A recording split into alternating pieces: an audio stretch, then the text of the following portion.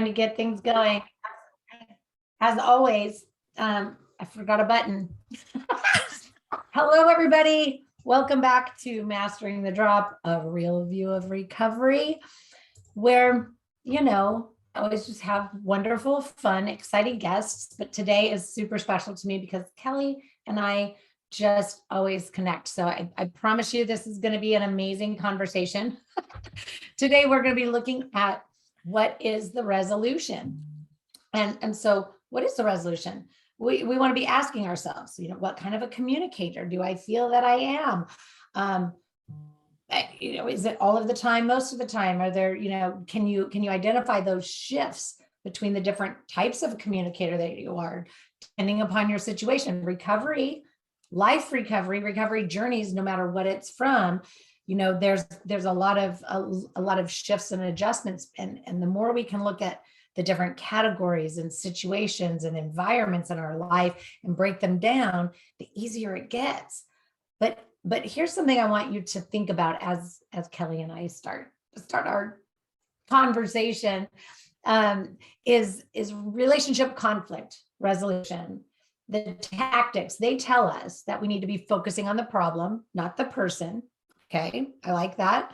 And they tell us to use reflective listening. Absolutely, 100%.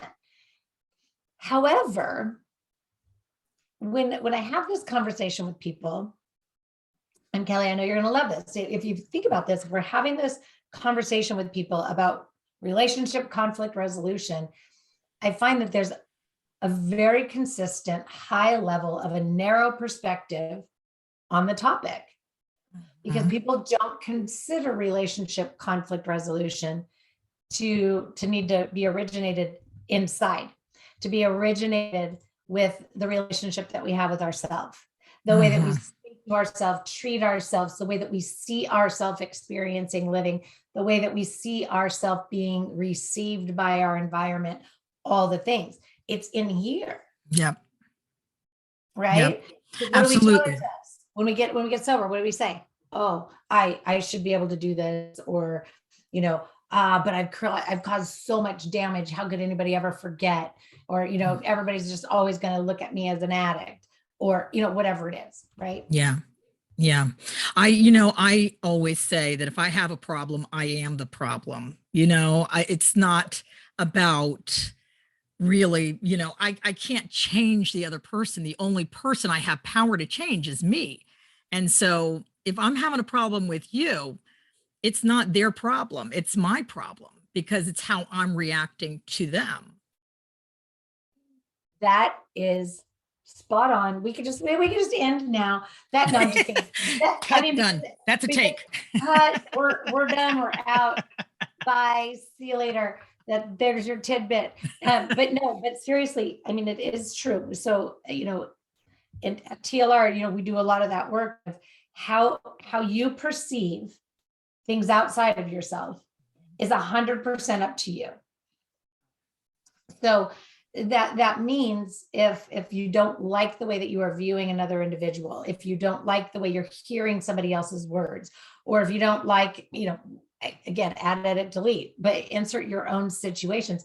If there's something outside of you that you aren't liking, it's not sitting right with you, the answer's inside of you. And here's my super fun example. I was so dedicated to myself to change these kinds of things in my life, right? That I started looking at just even non or inconsequential things in my life that I just didn't like. And so I used to say all the time, I don't wear gray. When I wear gray, I feel, it's only for, like, if I'm wearing gray, I'm sick, there's something really wrong, I'm depressed, whatever, right? Or super hungover, or, I did not like the color gray. And I was so determined to change that. I wanted to like the color gray. So I did. And to do that, I matched it and paired it with colors that I already loved. And over time, now it's like a staple. Shoot, I'm wearing it today. It's it's in my color scheme, it's in my color palette, it's in my house, all the things. And it's no longer a color that promotes despairing feelings inside of me. It's more of a comfort, a peace, a relaxation, but I chose to perceive it differently. So the conflict was me. It had nothing to do with the color gray. It was your perception of the color gray as it related to you in the circumstance. Mm-hmm. That's interesting. Well, I was thinking about this as you were talking. It reminds me of kind of a story with my husband when I first had my son, and my husband and I were going through a rough time. I was the breadwinner at the time, and he was kind of the Mr. Mom stay-at-home dad. And so I would come home after a long day of work. My husband was just, dealing with the newborn and trying to find a job at the same time. It didn't fit well. Although, I would go to the playground and the moms would say, "We love your husband." Rave reviews. But anyway, back to the story. I came home one night and I was exhausted and I just couldn't wait to just lay down and rest. And my husband answers the door. He goes, "Liam's in the shower. Liam's in the bathtub. Go give him a bath." And I'm like, "What? Wait, I was working all day." And so I'm like, so I put my stuff down and I just went to the bathroom and I started giving Liam a bath. And I was thinking about all the different ways I was going to get back at my husband because I was so mad at him for how dare he ask me to give our son a bath after I worked all day. And as I'm giving my son the bath, suddenly it occurs to me, it was like, you know what? These days are fleeting. They're not going to last forever. You prayed for this son that you get to sit, you haven't got to see him all day. You get to have this quality time with your son right now. It's not, you don't have to give your son a bath. You get to give your son a bath today. Your husband's missing out. And I became suddenly so grateful for the time that I had with so it was a quick little shift of the brain, and I didn't hate my husband afterwards. In fact, I felt sorry for him because he missed out on quality time with Liam.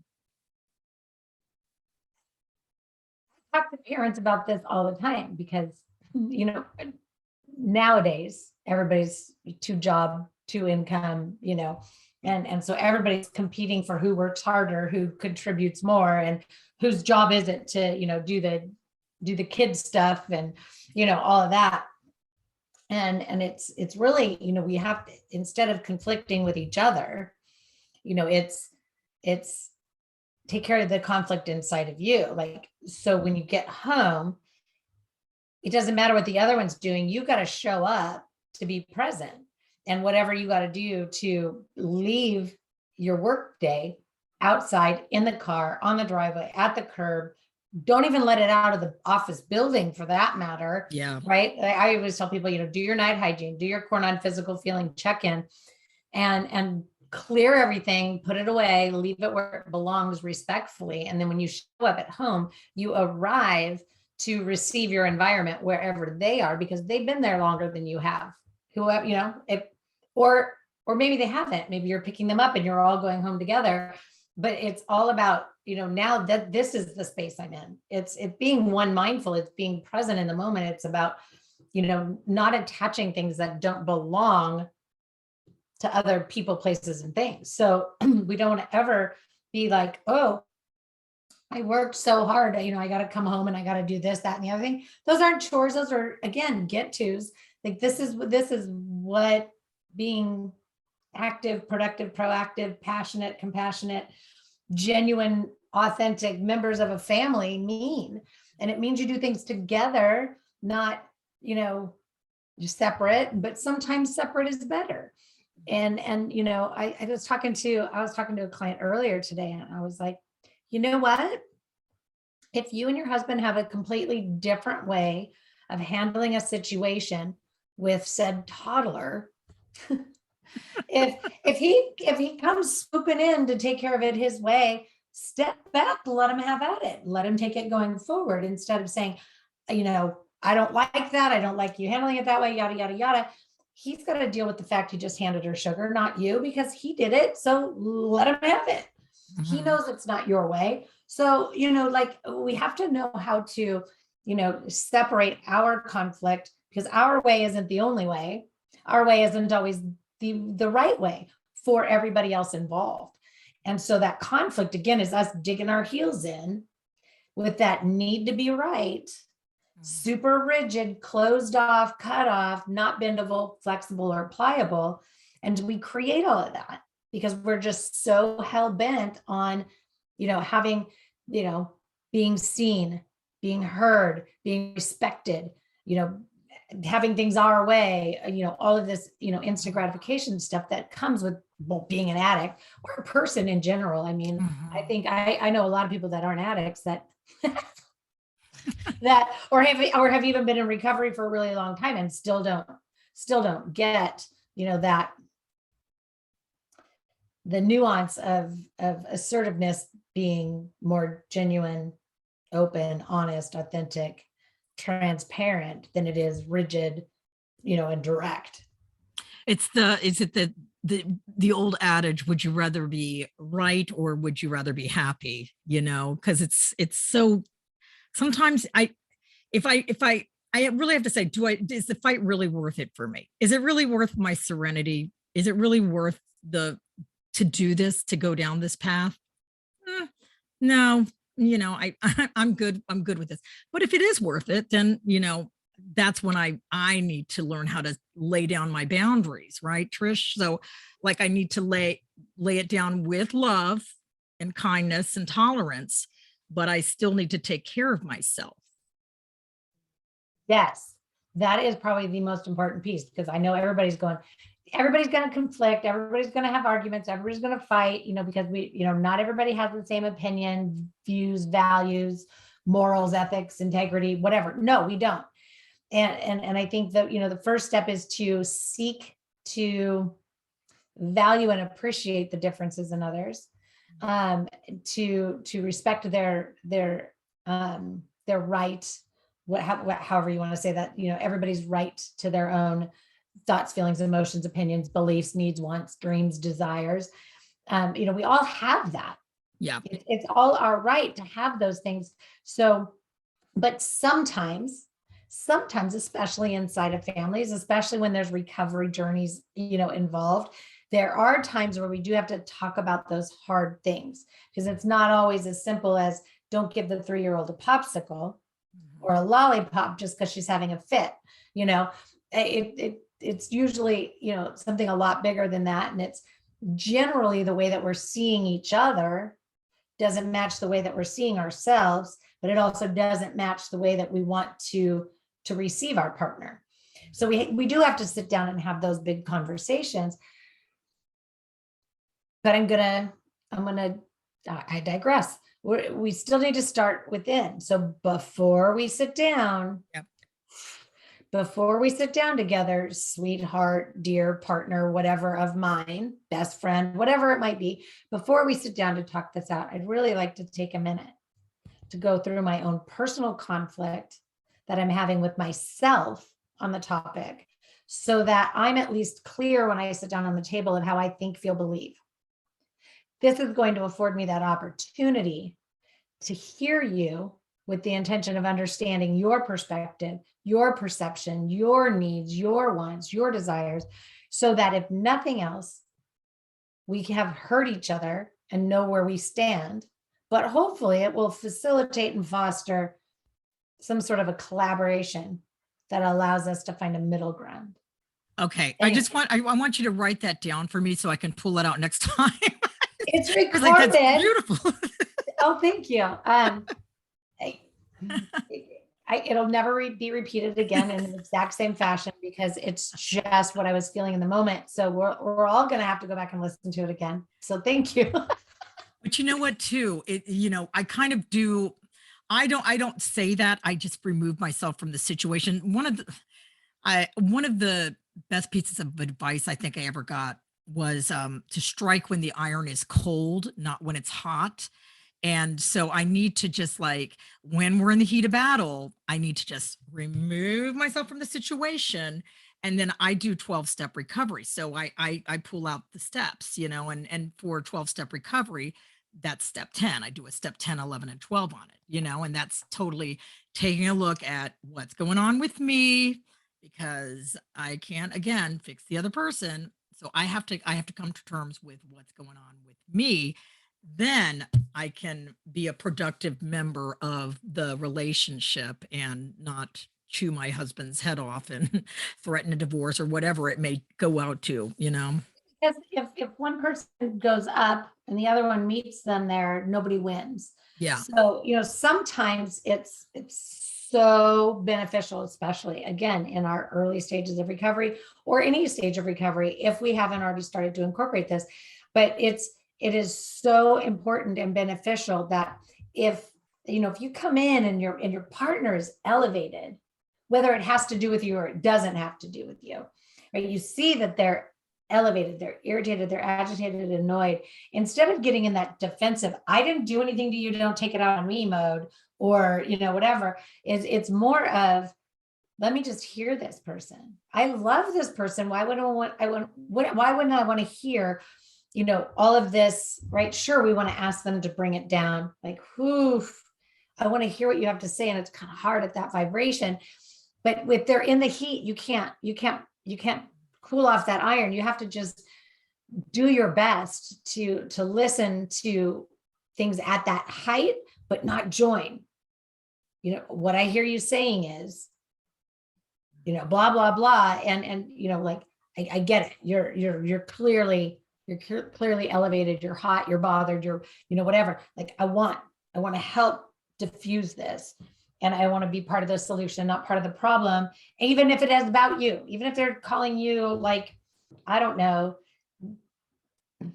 maybe, I don't know, they're blaming you for whatever. I was going to say calling your baby ugly, but hopefully nobody's doing that. Oh, God. Just an old saying. But, so I want to help this de-escalate for you. I see that you're mad. I see that you're irritated. I see that you're angry. I apparently I have a part in that. Can we sit down and talk about it? I want to hear you out. Let's get to the bottom of it. And sometimes we just listen and let them just spew. Wow. Can I sit with this for a little bit? That was a lot. That's really heavy. Can I sit with it for a little bit and get back to you? Because 9 times out of 10, they just needed to say it at that level because they're mad and they just want to make sure you understand how very adamant they are about whatever it is. And so if you say, okay, I've heard you, I need to sit with it. Now I go sit with myself and I weed through, do my own personal work on it, see how I really feel about it. And then it's like, okay, now we can sit down. What you were sharing with me earlier, or what you were very bothered about earlier, I sat with it and this is how I feel, are you ready to hear how I think, feel, believe, see it, whatever? Are you ready to hear how I perceive this? And if they say no, then don't offer. If they say, yeah, okay, I just want to make sure you're in a good headspace, because you want to confirm. I want to make sure you're in a good headspace to have a conversation. Because otherwise I can just share with you and we can, leave, that whole back and forth part of conversing out of it. Because sometimes we have to learn how to not have a conversation. Right there. And just hear. I tell people all the time, because I use this, like, hey, you know what? This came up today. Sorry, my dog's going to bark today, guys. I didn't put him down in the room. I think I think he's got something to say about conflict resolution. His big conflict right now is that his dad is leaving. He's driving down the driveway and he's just going to bark at him until he can't see him anymore. And when he comes back, he'll do the same, but we'll be done by then. You see, he's just letting him know he wasn't happy with the fact that he was leaving without him. So now where was I? But, so when we want to have communication, sometimes communication isn't what we want to have. We want to communicate something, have it be received, but we don't want the conversation part. And so, a lot of times I'll say, like, hey, babe, something went on today. I just really I just need to get it off my chest. Do you have a minute to listen? I'm inviting him to hear me. I'm not inviting him to offer me his advice. Yep. I'm not asking him to offer me a fix. I'm not, otherwise I'll do things like yesterday I had created a document and I'm like, I value your opinion. Do you mind checking this out and giving me your feedback? I'm specifically asking him for his feedback. So when he had his feedback, I was like, okay, well, that was in the template that way. And because of old ways of engaging, it was like, well, I'm just telling you what I see formatting wise. And I'm like, yeah, sure. Okay. I'll go in and I'll see if I can tweak the template, but I get what you're saying. Perfect. Thank you. And I agreed, and we move on. But you have to be very specific, especially when there's differing views, opinions, values, needs, wants, right? Because your needs for yourself may not match the need that your partner, your boss, your coworker, or whoever else has for that relationship. They may have something completely different. And guess what? You're not the be all end all, only in your life. So as soon as we venture out, so that's why we have to be good with our own internal conflicts. And we have to be consciously aware of them and constantly willing to work on them inside of ourselves so that we don't bring them into other relationships. So if we felt unheard in a past marriage, a past relationship, in childhood, if we felt unheard, undervalued, and dismissed, we can't bring that into our relationships with our boss, our coworkers, our new partners, our children, all of these things, because then that creates that rigidity. And so now we're always talking at people instead of with people. Well, I have found that when my husband, so every now and then my husband gets some of these like depressing times when he's, especially right now at the Zoom environment, being at work, Trisha. And so sometimes he's just in there alone, and while he's working, the brain starts going, and I'll come in. He's very, I can just see the look of like, depression on his face, and he will, he'll just start talking. He's like, can I talk to you? And then he's like, and then he spouts out all these things that he's feeling and that are wrong and blah, blah, blah. And the old me used to be like, oh, okay, what do I need to do to fix this? How am I going to fix this? How am I going to solve this problem? How am I going to rescue my husband from? And I learned that less is more, really less is more. He just wants to be heard. He just needs to get it out. And so I just kind of sit there, I listen, I nod, and I'm like, yeah, I get it. I'm so sorry you feel this way. I'm so sorry you have to do this. And I'm so grateful for you taking care of our family like you are right now. Is there anything you need me to do? And he's like, no, I just needed to get it. I just needed to get it out. I was like, okay, all right, I'm going to go make a sandwich. Validated him, right? I mean, I think that's something that is a lost art. People don't validate the other person that is speaking to them by saying, wow, thank you for sharing that with me. Thank you for allowing me into whatever this is. Thank you for trusting me with this. Thank you for lead with thank you. Lead with thank you. Like, wow, I see that that's hard. Thank you for sharing that with me. Like, is there something, offer, validate them, value them, show them that they're worthy of being heard, seen, and understood. And because everybody always comes with that answer, because we, in that, knee-jerk, reactive, limbic system, instant gratification, addict mentality, right? So, yeah. And this, this crosses over. I was having this conversation with my son the other day. I think it was night before last.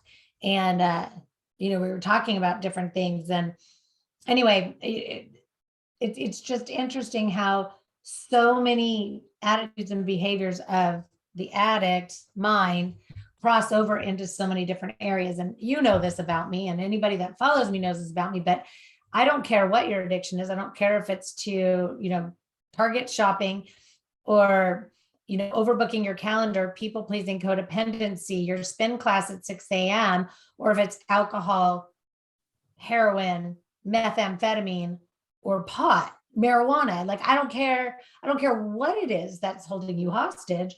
Like, there's very specific things that we can do, but we all have a need to be seen, heard, valued, and validated. And I don't know where I was going with that, but this happens to me occasionally. I don't know, senior moment. It happens when you get into your 50s. But it just really doesn't. So we have these crossovers. So, and now I remember where I was at. I just had to take a pause. When we have our addiction, so our primary, and we put it down, we're working on, our 12-step recovery, the TLR recovery process, whichever program you might be doing with me, or some other program that you might be doing, or, it doesn't matter what program you're doing, but if you're in early recovery from something, there's still those attitudes and behaviors, processes that, process and behavioral addictions, whatever you want to call them, that tend to cross over into that. We are all very instant gratification with our phones. That is nothing different. This digital stimulation is literally nothing different than having to pick up the bottle of booze, right? We're still relying on this to bring us peace, joy, comfort, relief, value, validity, worthiness, yada, yada, yada, pick an adjective.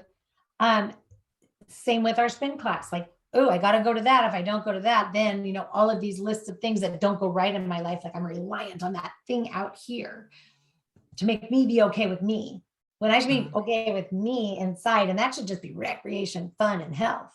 Yeah. Right? So if we have a true concept of what real life balance is, we will quit cross addicting. And I know people say, well, it's not harmful for me to, cross addict into exercise, but absolutely it is too. And I can tell you at 100%, I can tell you all the reasons why it is, but we're not going to do that today. But, and then there's the sugar, alcohol to sugar, opiates to sugar, food, the hand to mouth, the sitting on the couch, the anxiety, all the things.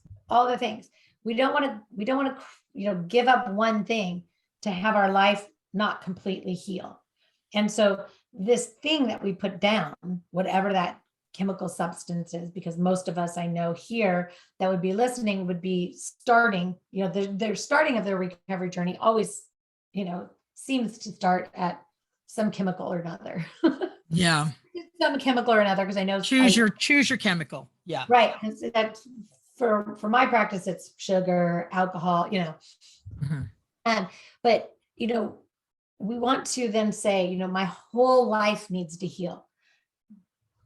Not that this thing created so much damage in my life, because it's not.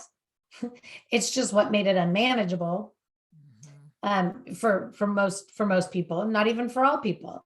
It's just a source that's holding us hostage. Because if you're drinking every day to deal with all of the other stuff, and you just put the alcohol down, you think all this stuff's going to get better, you're wrong. We got to look at all of it. So that's, there's just so much internal conflict. I have people call me all the time. Well, I gave up the booze.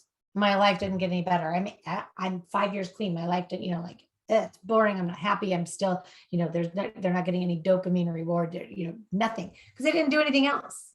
They literally just put the can down, and that's not enough. Yeah. So internal conflict. And the other thing too that I was coming to mind when we were talking, Trisha, is that you really got to listen to what the person is saying, and that means listen to what they're really saying. Because my husband can be saying something to me, or somebody can be saying something to me, and I know it's something different that's going on. It's like, what's the truth here? What's the reality that this person is trying to get across, in whatever way, and being able to read that and then respond to that appropriately, I think is. You have to be careful with that though. I absolutely love this concept. I definitely use this concept, but I've been with my spouse for 25 years. So I generally okay to be in that space, but there's a lot of times that I'm wrong. And I'm gonna, I'm gonna say that when I want everybody to hear that there's a lot of times that I'm wrong. So you want to make sure that you don't presume that you know what the true under is before you start opening your mouth, right? So if you're not without fail 100% certain because of how well you know a person, you need to start with inquiry. Let me throw this situation to you and see so like I can tell whenever my husband's feeling when the storm's getting ready to come, I see him start fidgeting. He starts moving things around, cleaning up, looking for little things to nitpick at. And I'm like, something's going on here.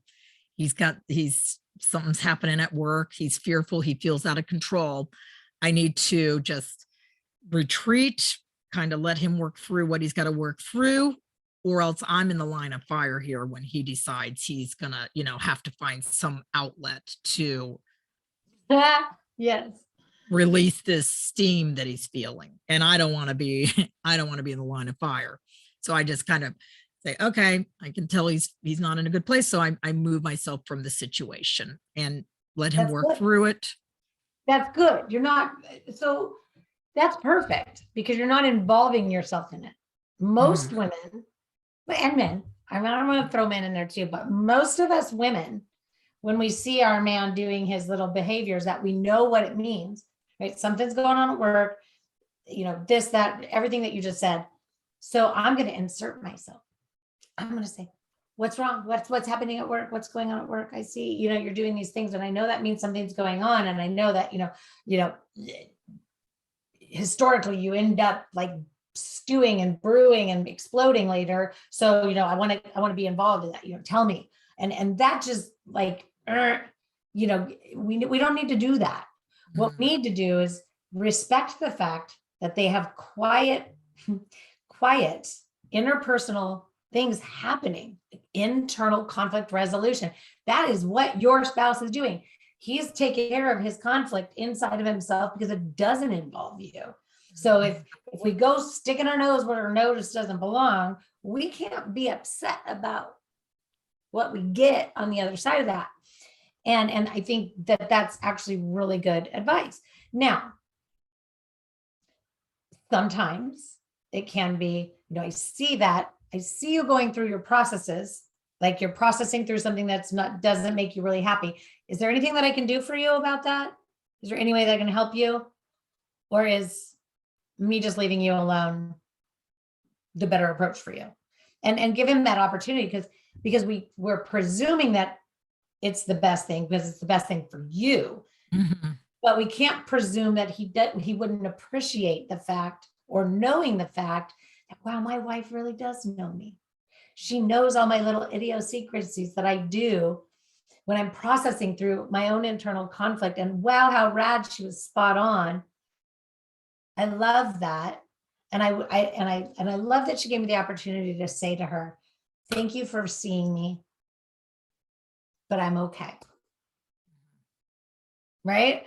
Because now we rob them of knowing how well we know them, but we also rob them that opportunity to appreciate us. To build the intimacy in the relationship. I get that. Yeah, that's great. How often have we heard you don't know me at all? If that's what you think right now, you don't know me at all. Yeah. Oh, that's a line that gets repeated, I'm sure, plenty of times. That's what you think about me. We've got bigger problems. Oh. If you think that's what I'm thinking right now, we have bigger problems. If you think that that's what I was thinking, we've got bigger problems. Yeah. Anyway, I feel like there's your sign. Who's that comedian? Can't think of it right now. Anyway, but now I want to know who the comedian was, Trisha. You leave me hanging. It's on the tip of my tongue. um, I love him. In fact, I think we're going to see him soon too. And I'm just drawing a blank. My husband will tell you I'm very bad at like those pop quizzes. Like I'll think Oh, of I'm it horrible. as soon as we're off. I'll know exactly who I'm talking about. Yeah, I'm the same way. Blue collar TV. It's maybe it's Ron. Was it Ron White? I know. Anyway. Yeah. Everybody listening is like, oh, this girl's lost her mind.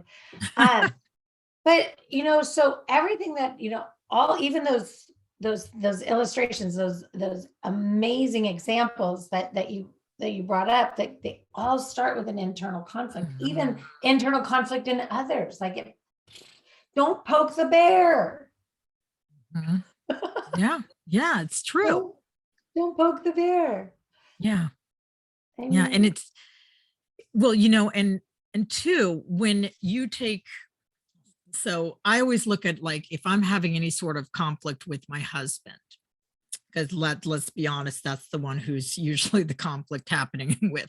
So if I'm having any sort of conflict, like we had this thing where I would be on the phone talking to somebody, and he would come up to me. He's like, excuse me. And this is my imitation of my husband, because he's Irish. And I don't sound Irish, but this is my imitation. Excuse me, I need to talk to you. And I'm like, well, I'm on the phone. And he's like, tell them to stop and because I have to talk. And I was like, right, I'm talking on the phone. I don't want to.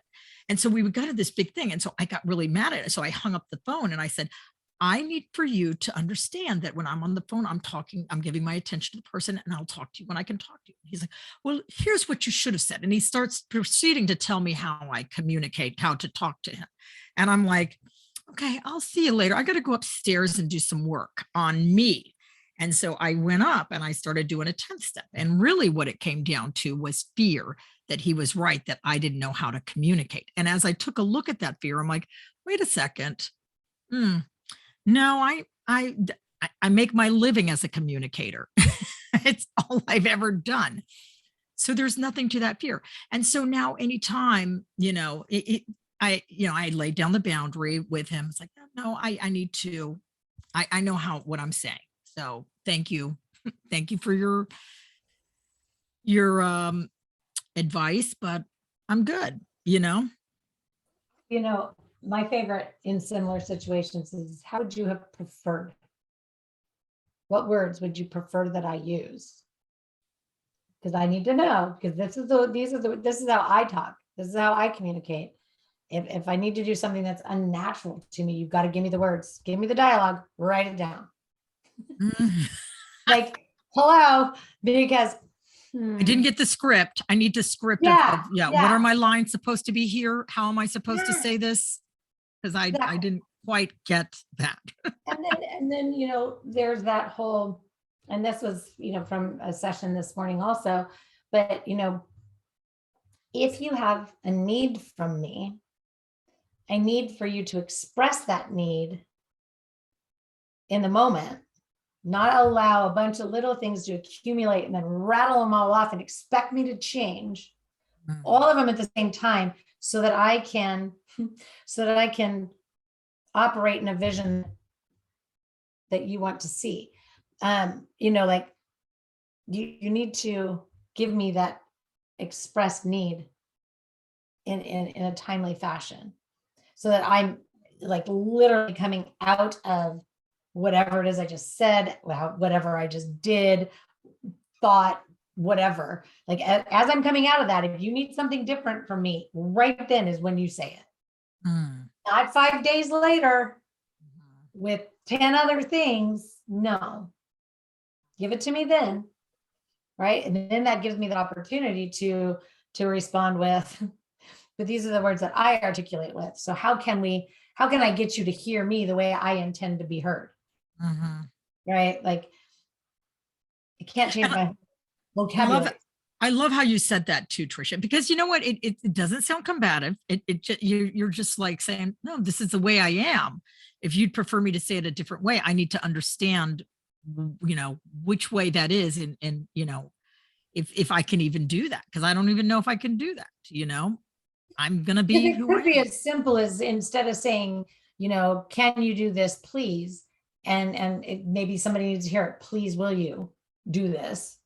And Absolutely. if they just need it reordered, then okay, no big deal. If you've got it, if for you, if you don't hear the word please before making a request, and having it be after the fact feels dismissive or slighting, then sure, I'll put please at the front, whatever. To me, it's the same intent. So it's not going to be any skin off my nose to put please in a different place of that sentence. But most people wouldn't take the time to get to it being that simple. They fight about the fact that you didn't ask me right, but they never get to that simple shift. Put the last word of that sentence in the first position, and then we're all good. Okay, like we don't even need to argue about that. But people don't get that far. They don't, especially people in recovery, because let's be honest. Again, like I said at the beginning, where people aren't going to forget, they're always going to treat us like we're, in active addiction, yada, yada, yada, even though we're either in recovery or we've done a recovery journey, however you identify in your journey. Because I think we all have the right to identify however we want. If you're not in active addiction, are you an addict? That's up to you to determine. Yeah. Right. Yeah.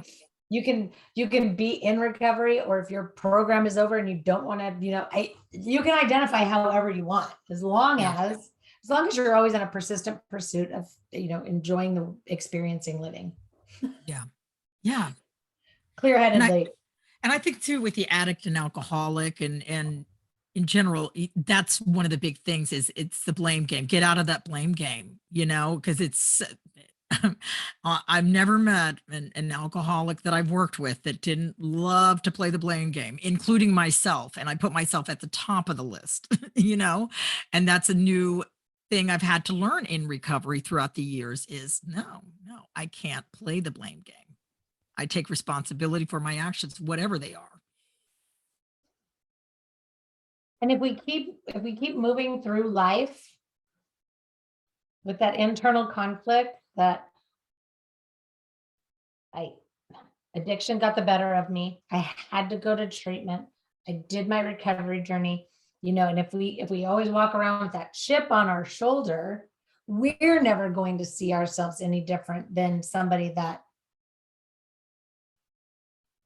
has I don't know, however you want to identify it.